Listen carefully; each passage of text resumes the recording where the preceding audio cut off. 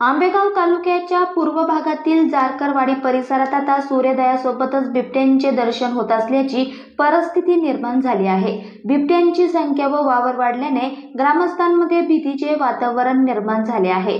शुक्रवारी देखील काळ आला होता पण वेळ आली नव्हतीचा थरार येथील लोले वस्तीतील दिगंबर लोले ह्या शेतकऱ्याने अनुभवला।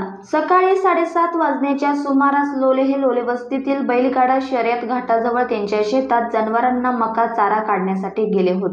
यावेळी अचानक 100 फूट अंतरावर मका पिकात हालचाल जाणवली।